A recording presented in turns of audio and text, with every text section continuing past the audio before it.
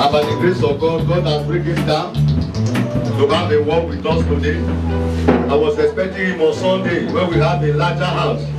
But I thank God that God make it to be available today. Please, I want you to listen and be blessed. In Jesus' name. Amen. Thank you very much. Good evening, everyone. It's a pleasure to be in your midst, and God is doing a great thing in our lives. Actually, I would have been here on Sunday, but because of commitment, I couldn't make it down here. But glory to God, God had the time for everything. And probably God didn't want me to come here last Sunday. I said, I have to come today. Because why do I have to come today? Because this ministry started on a Tuesday like this. Way back, but when was that again? Yeah, up to about 10, 11 years ago. So when we started this ministry, it was a prayer fellowship. I just want us to understand the history of this ministry. First and foremost, I was a Catholic.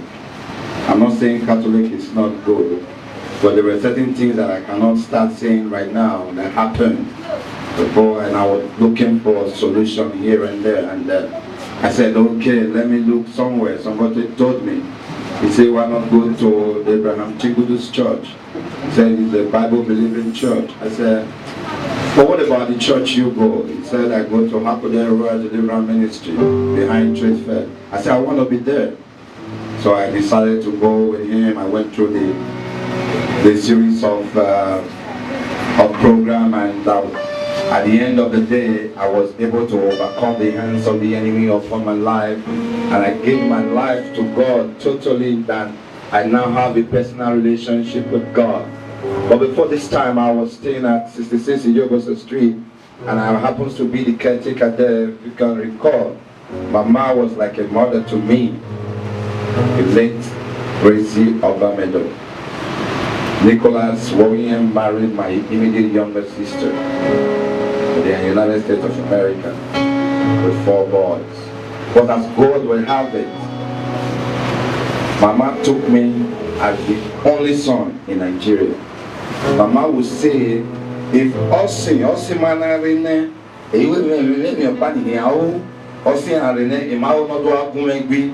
why am I saying all this?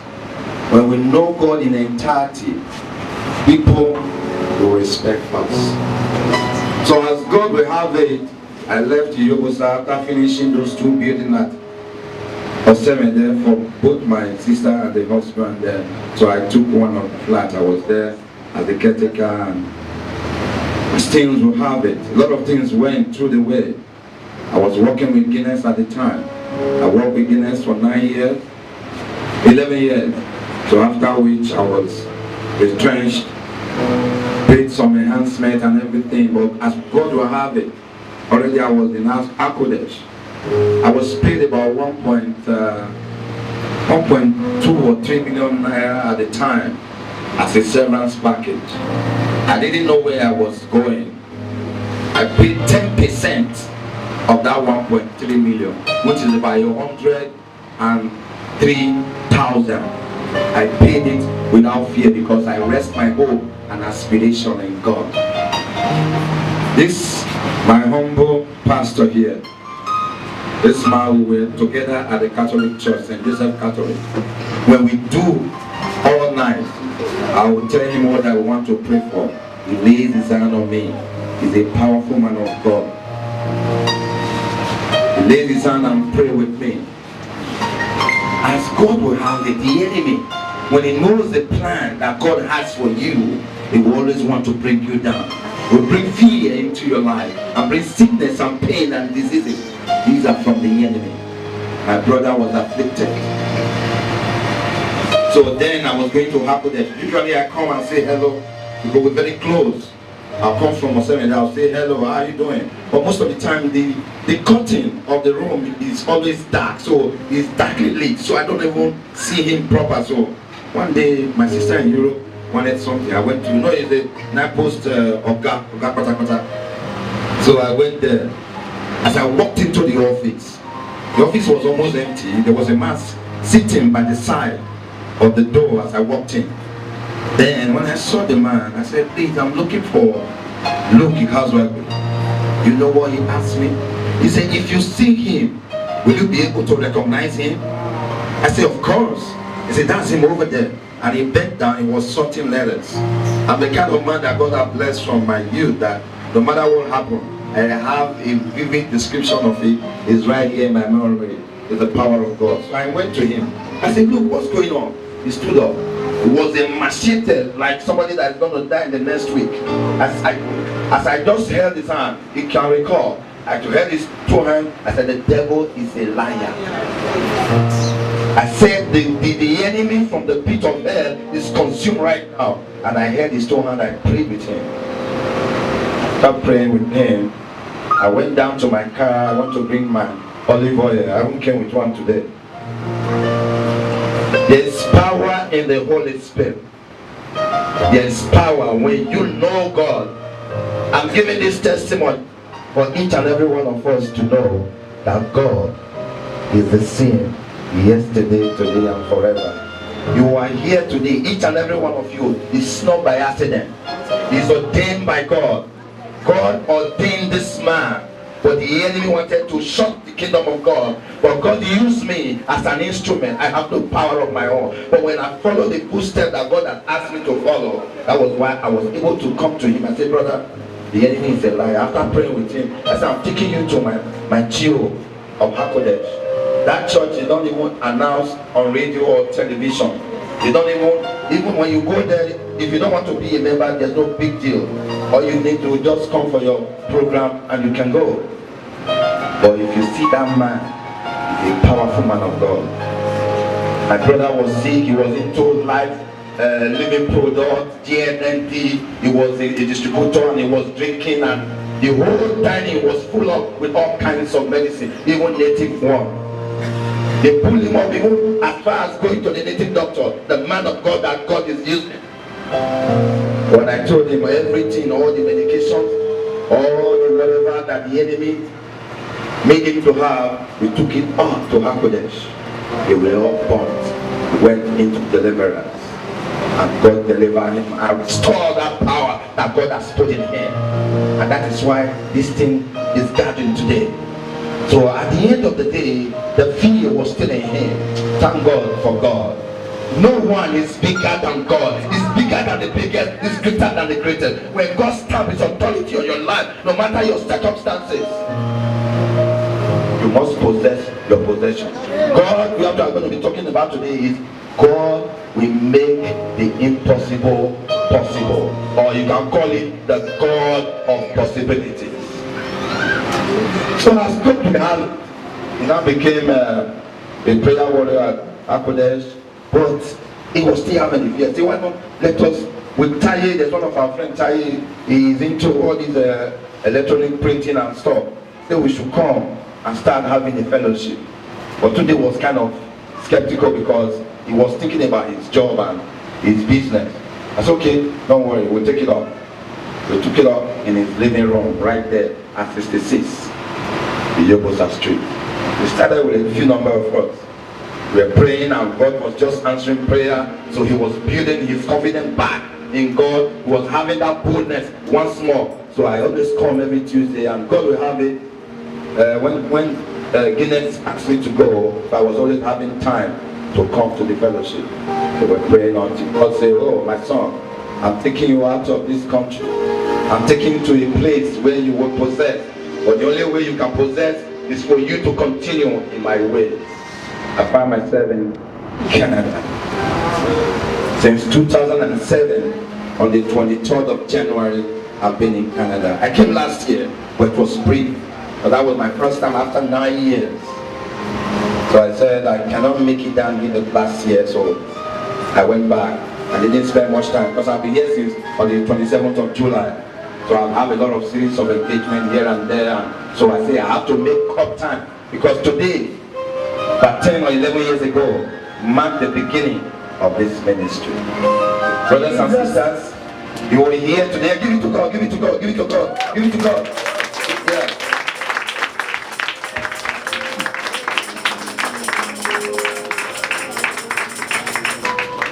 And at the time, I used to send daily bread sometime, but the postage became so high, so I couldn't send anymore. But I brought some few ones with me. When I came last year, I gave the man of God some of them too. Probably you guys may have. It doesn't matter the date or the year, because the word of God is powerful. Because we look at the date that the Bible was written and we say, oh, it's not matching up with today, we won't read it. Or anything that concerns God is always every day renewed. So brothers and sisters, God is good. Like I said just now, He's a God of possibility. I had my 2 children. I left them when I went to Canada. I have a boy and a girl. God's divine. It takes a great time. I was in the first marriage. Some of you may have known. I was into that marriage with my heart and my soul. But the enemy knew what God is going to use me to do. Then the woman I married was not incompatible with me, with the Spirit of God. So there was problem along the line for 4 years. My desire before was to become a reverend priest. I was very, very close to the priest at St. Joseph. Every Sunday morning I go to a 6 a.m. mass. 8 o'clock, I go to the kitchen and cook for over 25 people, the less privileged, the shorting, the men and women that cannot come to church to pick their food. People now volunteer to take food to them. I was doing that. I was a member of St. Vincent de Paul. I was a member of Holy Cross. I was a member of Legion of Mary, a confraternity of the Most Holy Rosary. I was in everything because I was digging deep to know who God is, so that I'll be able to understand. When I started my job in Guinness, I paid my tithe and my offering at church, but I set aside some amount of money that I give to St. Vincent de Paul every month. Because, why am I saying all this? Because when people give out money, they feel, oh, the pastor or whoever is going to eat the money. When you are doing that transaction, it's a spiritual transaction. You are giving unto God, you are not giving unto man. So that's why when I always give, I give.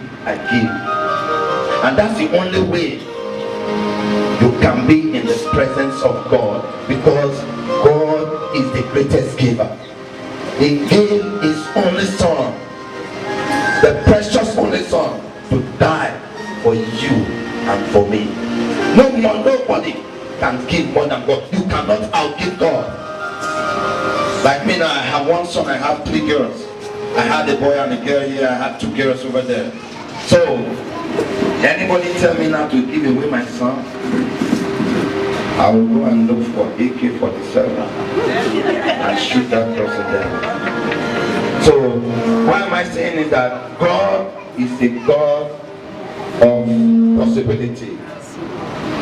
So, where are we going today with our word today? The word that we are going to be talking about today is the life and time of Zechariah, the father of John the Baptist and Elizabeth. And we can see that on the book of Luke chapter 4.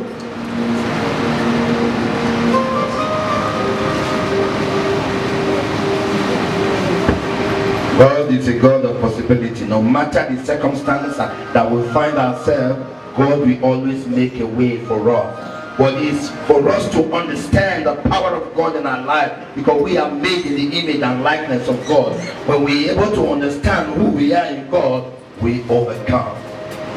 We overcome. We don't have to doubt what God says concerning our life. We don't have to doubt what God says concerning our life. That's the only way we can overcome. Luke chapter 1. Luke chapter 1 verse 37. The God of possibility. And we are going to be looking at Luke chapter 1 verse 12. Can we write them down?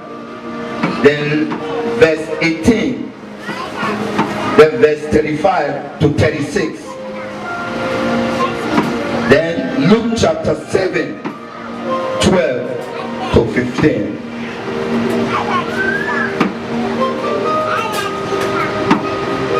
So we are going to read first and foremost Luke chapter 1 verse 37. For with God, nothing is impossible.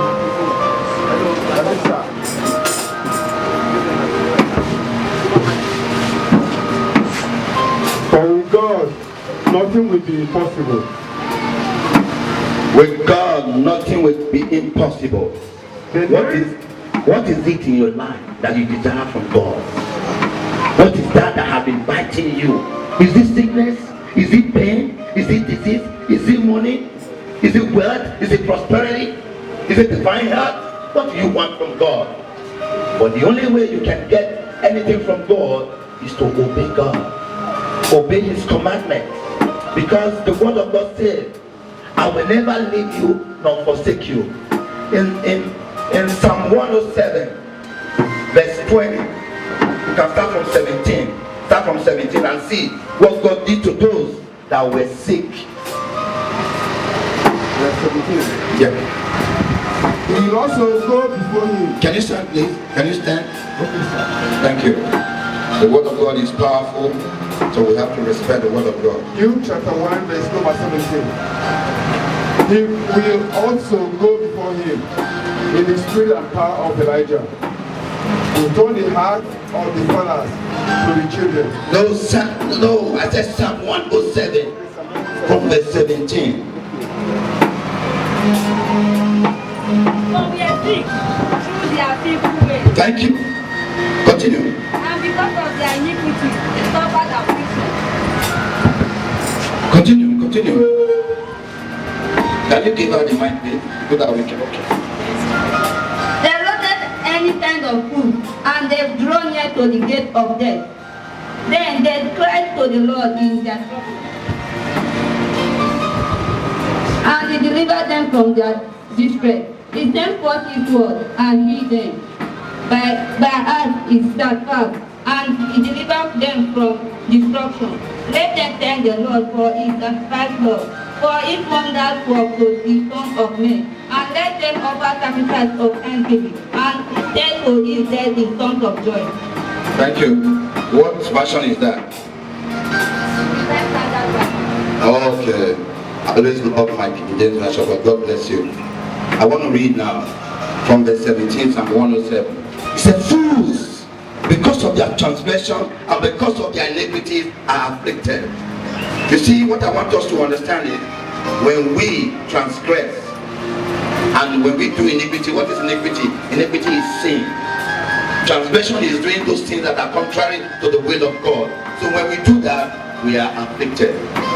Because when we're in the presence of God, the power of God always over around us. As the word of God said, they that trust in the Lord shall abide under the shadow of the Almighty. So when we want God to make the impossibility to be possible in our life, we have to know who we are and whose we are. Knowing who we are is that we are royal priesthood. We are a chosen race. We are a peculiar people. Then, whom do you belong to? We belong to the King of Kings, the Lord of Lords, the Ancient of Days. He that breaks barriers and breaks hindrances, no matter the circumstances, no matter what we are going through. There are times when we are faced with difficulties, we feel that the end has come. But that's the beginning of our prosperity. Because at the end of the day, when we pass through those things, we see the power of God manifest in our life, and we give Him testimony, and we praise, and we adore Him. You know why we are created? We are created to worship God. That's it. We worship God in the day, we worship God in the night, we worship God every second of our lives. That's why we are created. And you know one thing too? If we are not worshiping God, we have something we are worshiping. It's not about shampoo, all those ones. Whatever we put first and foremost in our lives becomes our idol. So that's why we have to stay in God to be protected. You see, now we are under this roof. No matter the rain, it's not going to touch us. That's how God covers us if we do His will. The will of God is so perfect. You know, when I left, I got to Canada, I went straight into the Bible school. The first 3 months, I went straight. After the first 3 months, I went straight to the Bible school. I did that from 2007. I graduated November 2009 after 2 years. I went into another one. I went into the one they called chaplaincy course. I did that for 8 months. Then I went into Canadian Christian ministry. I did that online for 1 year. You know what they call me? They call me Pastor, Reverend, Evangelist, Chaplain, Austin, Edosa, Onaiwo. Those are names. They are just names. But what God does inside of you, the word of God that comes out from your mouth, that is fire and power, that is life and spirit, that's what matters in the life of the children of God. We don't need to speak words that we don't want others to speak to us. We should be positive in our lives. Speak of those things that are not as if they are, and they will come to pass. God has given us mouth to speak power, to speak life. He has given us the authority. He has given us everything that we so desire. That's why we are made in the image and likeness of God. God spoke everything we are seeing today into existence, and they all became. He said, let there be light, and there was light. Where does the ocean go? God is the one that tells the ocean. Who asked the moon to stay right there at night, and the sun to govern the day, and the stars to stay where they are? It's God. The air that we breathe, we don't see it, but we feel it. That's the air that gives us strength. We eat food, we eat samtana and egusi soup, my favorite. And at the end of the day, we find out that it turns into blood. How does that happen? God created man wonderfully, and that's why we are made in the image and likeness of God. You see, I flew all the way from Canada. I transited at Heathrow Airport in London. From there, there's no connecting flight from Canada to Nigeria. I flew from there to Addis Ababa. From Addis Ababa, I flew to Lagos. I took the bus, the motor, I came here. Who made the aeroplane? Who made the cars? It's you and me. The talent and the wisdom and the skill that God has given to us. If we look at our lives, our brain, 10% of it, that's what we are using. If God open our eyes to see the fight that God is fighting for us day in, day out, we'll be amazed. That's why it doesn't take you much to understand who God is in your life. Okay, let's say now, by August 27th, that's next to Sunday, after this Sunday, the next one, I'll be 50 years old, right? Unto the glory of God. Okay. And probably I will go another 50 and I'll be 100 years old, right? But I will die one day, no matter how. Even if I turn into 1,000 years, I will die one day. But what do I need to give back to God that has given me this precious life? That's what we should be thinking in our lives. We want to get the best suit. Oh, nice outing. Good. Nice shoe. Good. Yeah, nice car. Nice home. But these are vanities. But not that we don't need it, we do. But the first thing and foremost that we need to understand is that you seek first the kingdom of God and his righteousness, and every other thing shall be added unto you. So God makes everything possible for us if we understand who we are and whose we are. There's no pain or sickness that can overpower you. They will come, but when you pray. I went for a 3 days dry fasting from Friday to Sunday. That was why I couldn't make it down here on Sunday. I got home, I put my shoes, my feet were cramping, my hand was cramping. I was trying to stamp it on the ground to allow it to stay. I said, oh, the enemy is, because I just came. Because when Jesus Christ went for 40 days and 40 nights, afterwards, the devil came at your weakest point. That's when the enemy wants to hit you so bad. Because the enemy knows your weak point. They want to use that against you. I said, I just came from on top of the mountain. How come the enemy can come and play with me? I just took my olive oil, I rubbed on my hand and my leg. I said, Father, take control. That was it.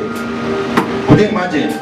I slept, because I don't like sleeping with air condition, because when I wake up I have back pain. So I slept with air conditioner, and with the fan. But I was so weak. After those 3 days, I came, because the body is always weak, even when the spirit is on fire. So I woke up in the morning. I said, use the AC and the fan, and my back pain is gone. I said, glory to God. I used to complain to my wife, I have back pain. Every morning I wake up, I find it difficult to wake up, to get up from the bed. But when I got up, from that day, that Monday morning, oh, glory to God. I told my friend, I'm staying in my friend's house at second floor in GRA. So I told him, I said, man, he said he was hearing me when he went to change the light from Nepal. I said, the Lord come around that thing, when I pick this year, I'll be waiting. He said, but he had the air conditioner and the fan working, and he knew that I don't. I said, yeah, I forgot that. I went to sleep. But I woke up this morning, my back pain is gone. That's the God he said. That's the God he said. Yeah, give it to God, give it to God, give it to God. Because God is the God of possibilities. He will always do a way when there seems to be no way. Then we're going to read. I'm going to read from verse 20 of that 107, Psalm 107. We are coming back to the Elizabeth. He sent his word and healed them, Hallelujah. and delivered them from their destruction. Oh, sorry there. Can you start from 19? 19, sorry. Then they cried out to the Lord in their trouble, and he saved them from out of their Distresses. Yes. You see? Verse 20. He Go ahead. sent his word and healed them, and delivered them from their destruction. Destruction. Okay. You see, at times when we are going through trials and temptation, when we have sickness, pain, and disease, we fail to realize who we are and whose we are. Then the enemy will start beating us left, right, center, up and down. So at the end of the day, the Spirit of God will now drop a word in our spirit and say, you don't know who you are? Are you not the anointed of God? Why can't you call on your God? So these people, because they were in distresses, they cried unto God. And he sent forth, what did he send? W-O-R-D. He sent forth his word and delivered them from their distresses. And he healed them and saved them from destruction. That's who God is. So he's a God of possibility. No matter the sickness. During my trying times, before I got married to my second wife, who is now my wife, my only wife, I went to the man of God. I already sent back in my first wife. He said I should go and bring her. We brought her to the household of God. We prayed, she never wanted to be prayed for. But the man of God found out that she has a bad spirit. I keep praying for her every day. I pray that God will arrest her and take that spirit out of her life. That's what is holding her back for whatever thing that she desires in life. So I went, and the man of God said after they found out she couldn't give up, because when Jesus Christ met Bartimaeus, the blind man, Jesus saw him blind. And he was still asking him, what must I do for you, so that I may see? The word of your mouth matters a lot when you want to pray. So when Bartimaeus told Jesus, I want to see, he got his healing. Because some people might come with a different notion and different thing to get from God. And if you don't speak it, you don't get it. So when you speak it, you can get it. So that was why Jesus asked Bartimaeus, what must I do for you, so that I may see? So that's why, so when this woman got to the church, she didn't want to be prayed for. When they were laying hands on her, she was just run out from the church. But after then, the man of God said, oh, she's not willing, so go and bring. And that time I already had a baby girl. So I brought her and everything was done, and I saw the hand of God in my life. So when I got to Canada, I continued. So now I was ordained last year, June 5th. I'm a year in ordination right now. I have a license, I can do marriages, I can do whatever anybody can do. So they call me Reverend, Pastor, Evangelist, Chaplain. I have all the documented in my province. So like we have a state here in Nigeria, we call it province. I'm from the province of Ontario. So I have my certificate registered from the government office. I can do marriage. I haven't had a booklet for marriage that I have to register people.